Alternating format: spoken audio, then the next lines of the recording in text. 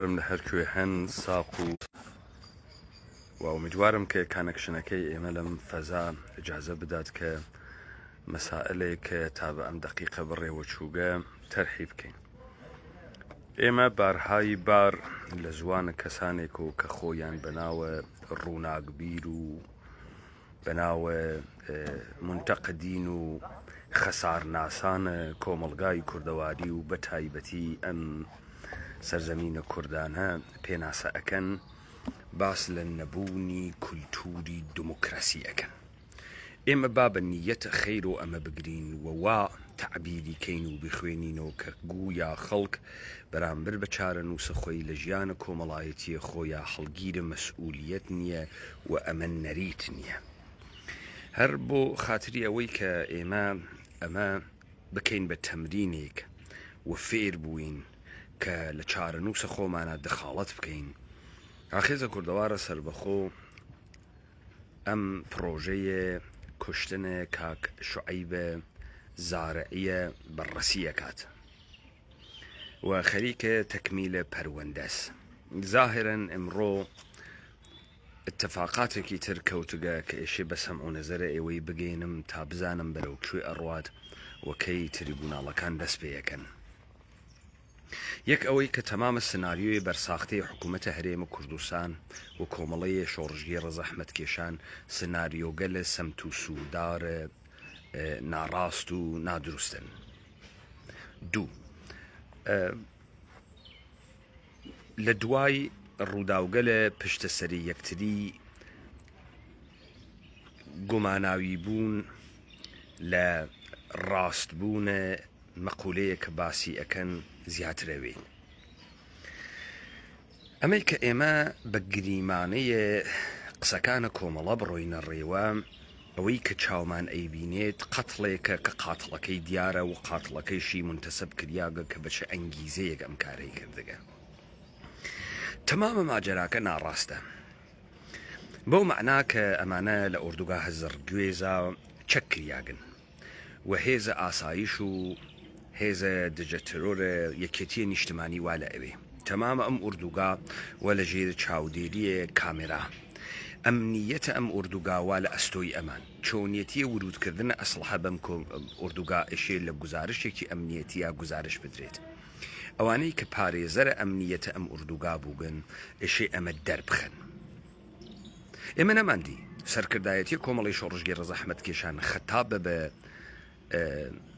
دەستگاهە ئەمنیەتی حکوومەتە هەرێم و یەکێتیە نیشتمانی داوا بکات کە خلەلێک لە سیستەمە ئەمنیەتی مەوجودە و لە گیانەما بەقیەیە کەسانێک لەو ئوردوگادا ئەنیشن ئەترسێت و داوای شەفافیەتەکە. ئەمانە کە چەککریاگەن تەبیعەتەن ئێشێ لە ژێرێ گرێبەستێکە ئەم کارەیان کردوێت و ئێشێ مەفادە ئەو گرێبەستە بخەنە دەرەوە. ئەنجام نەدانە ئەم کارە و هەڵنەسانە بە ئەنجامدانە ئەم کارە نیشان ئەدات کە لەگرا یەک سناریۆی ئەلەکی بوو پۆخڵەواتکردن و منفعەتێک لێی دەستیان ئەکەوێت خەریکن ئەنجامیەدەن. منم قسانە بۆ یەکەم چون ڕەوەندە ئەم پەروەندەیەشێ مشەخەس بێت و ئێشێ دانە بەدانە ئێمانە بخرێتە دەرەوە. نکتەیەکی تر گویا ئەم محەلە قەتڵە جێگەیەکە نەزیکە موتورە ئاو.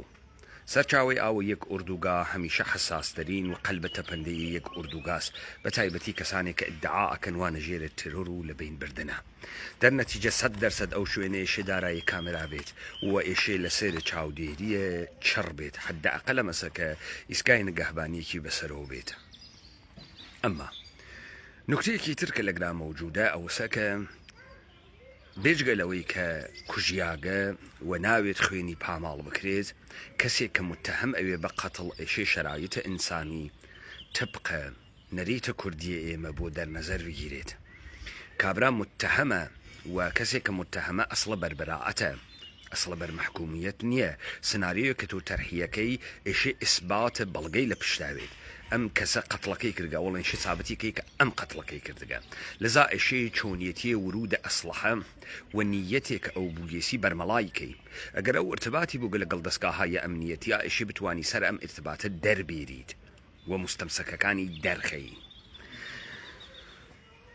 دوو ئەوەی کە بنەماڵەی ئەحمەدی لە نامەیەکی سەرئاوەڵا ئیعلام براعەتیان لە ئتتهامات کۆمەڵەی شۆڕژگی ڕەزەحمەتکێشان کردگە و ئەمیانە بە هەتکە حورمەتە ئەم خانەوادەدان یاگە و خۆیان بەری ئەزانن لە هەر چەشنە هاوکاریکردنێک لەگەڵ هەر داگیرکەرێکی ئەم سەرزەمینە.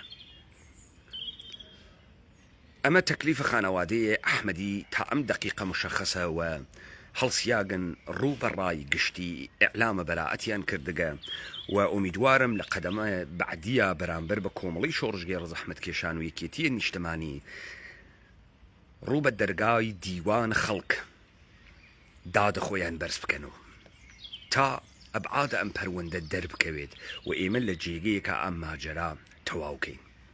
نوکتەیەکی تر دلیلی ئەوەی کە ئێمە حاڵیمان نییە لەم دنیا چه خەبەرە چون ئێمە ئتلاعاتە وردمان نییە. ئاخێزە کوردەوارە سەربەخۆ مەرامە سیاسی و تەحلیلەکەی بۆ خۆی بمێنیتۆ ئەمێنێتە سەر ئەوەی کە ئێمە چی تێئەگەین لە ئیدعاگەلێک لە منتەقە کریاگە. مەسەلەن پارتی دموکرات و کوردستانە عێراق و یەکێتی بەشێکن لە حکوومەتە عێراق و حیزب حکوومەتە عێراقن.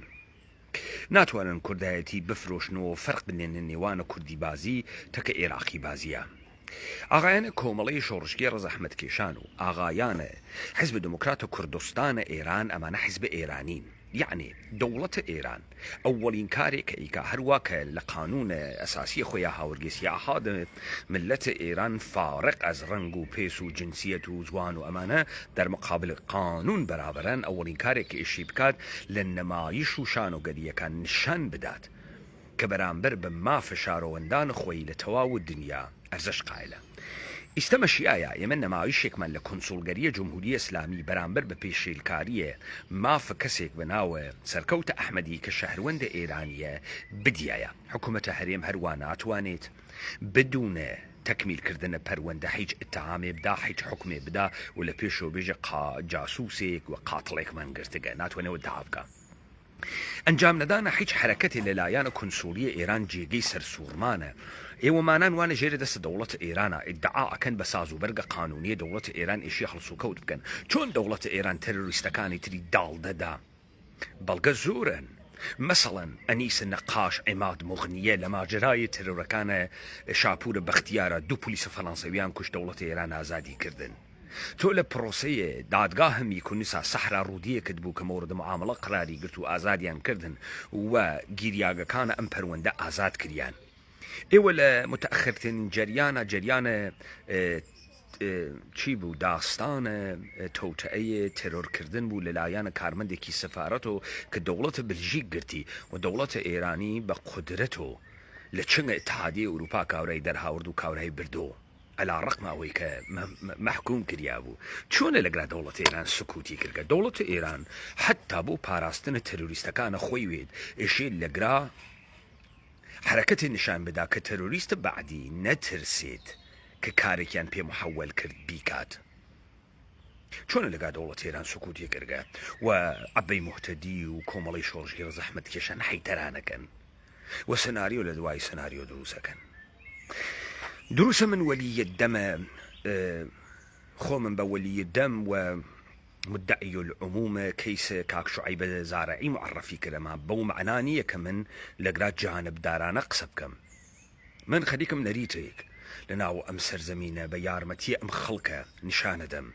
هەروە کە ئێوە ئەوێنن ئیستا ئیدعا ئەکرێت لە ناوە ئەقلیمە کوردستانە عێراقا کە گویا سەران عشایر هاوکات هاوکاریە دەستگاه هەدا دەکەن ئێمە ماتەڵ نین سۆها بڕۆین پاستۆر بگرین تا پرۆسەسە بەشدارکردنە خەڵک لە چارە نووس خۆیانە بووینە بەرەو. ئێمە لەم دقیقە لەم سانیە ئەم کارە ئەکەین و ئەهلومەکەیشمان دەسەڵاتە مردمە. پس ئێمە لەگرا کەیسێکمانەز پڕە لە درۆ هاوکاتە لەگەڵ ئەمە ئاغای عەلیە سێف عەلیە بەهمەنی متهمە بە قەتڵە دوو نەفەرەکەی ئاغای ڕزای کەعبی ئازادەکرێ ڕۆژە دوای کوشتنە شوعیبە زارعی. چه سەناریۆی وا لە پشتە پەردە و چه تیرێگەرەکتانە دەنیشان بپێکن. ئێستا قەرارە ئەو دوو نەفەریشە بڕواتە کیسەی سەرکەوتە ئەحمەدی هەرچی بکوشتان و گەل لەگرا سەرکەوتە ئەحمەدی کوشتیگێسی يعني ئێوە چۆن خۆتان بەری ئەەکەن لەوەی کە دەستگاها ئەمنیەتیتان نییە هیچ سەیاسیەکتان نیە لە پاڵقتانەوە ئەدەن لە کابرایە ئەیکوژن حتان نەیکوژن خەوەرتان ناوێتەوە نەعزیزگیانێژێ بەهانەی تڕان نانە جۆینە ئێوە لە هەر کوێیەکە بگا زلن و گەورن و کەس چارتان ناکات و ئینقلاباتە گەورە ئەکەن و دوکاندا ئاخەن و خەڵکتان واتەکە بەڵام لە پاڵقتانەوە وەختی ئەن لە کاوراوە بلۆکێدن و ملی سەریا ژن وڵان نەمانزانی و نفوزیان تێمان کرد نە بەو هاش و هوشەی ئەولات نە بە ئەم درزە گەورانەی وا لە قنتا من تا ئەم دقیقە لە تەکمیلکردنە ئەم پرۆسەیە پەروەندە خەریکم ئشارە ئەەکەم بەوەی کە ئەم پەروەندەی عادیەک نییە و ئێمە لە بەڕێوەبردن یا لە کۆکردنەوەی شەواهدا دروست ڕەفتارەکەین و لە دانە تریبوناڵە کاملەن بێتەرەفانە و خونسا لە جێگەی عەداڵەت و دائەنیشین و عەداڵەت بەرقەرارەکەین. پس من بە هیچ گرێمانەیەکی ئێوە دەست پێ ناکەم، بە هیچ سناریۆکی ئێوە دەست پێ ناکەم. گزارشاتم مفەسەڵی گەرەکە گیانە ئینسانێکیش بازی نییە، چ گیانە ئەو کەسەی واکوژیاگە، چ گیانە ئەو کەسەی کە ئێستا ئێوە متتەهەمتان کردگە تانیاتە سیاسیە خۆتانی پێبووەنە بەرەو تا ڕۆشنبوونەوەی حەقیقەت ئێمە داستان بەڕەسیەکەین تا ئەم دقیقە ئەوەی داکتانە سەدەرە و دروست ئەوەی داکتانە سەدەر و ناکامەلە لە دادگای بریتانیا قەسەم کە ئەخۆی ئەژێت من تەمامە حەقیقەتێژم، من حەقیقەتێژم، شتێ بێجگە لە حەقیقەت نایژم و تەمامە حەقیقەتێژم. یعنی تۆ ناکرێت داستانێ تعریفکەی بی قرتێنی پڕێکەی لە درۆ تۆ بەشێ لە ڕاستی باسکەی درۆیشی تێبگری، تۆ ڕاستیەکە تەواو باس نەکەی و بی قرتێنیت. تۆ ناتوانی سناریۆیەکی ناتەکمیلی درۆزنانەی پڕ لە ئیبهام بدەیتە دەرۆ کە 2000 دانە باگ و گوشادی واتیە.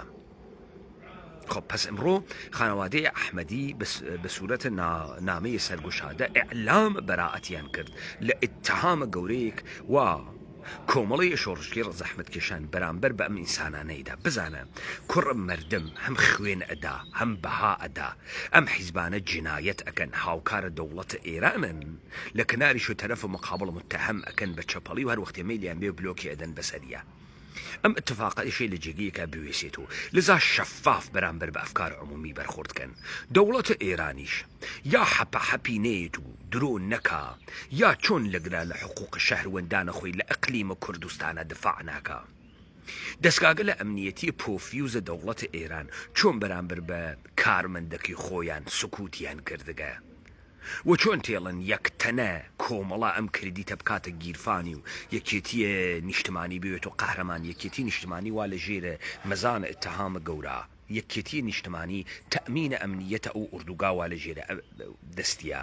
چۆن ئیستاوانی وانە ناوە ئەو ئوردوگا ئیتمینانیان هەزبەوەی کە دژە تۆرۆر و دەستگاهی ئاسایش خودە ئتلاعات نیەن و ئەمان ناکوژن. چۆن وەها ئیتمینانێکیان هەست؟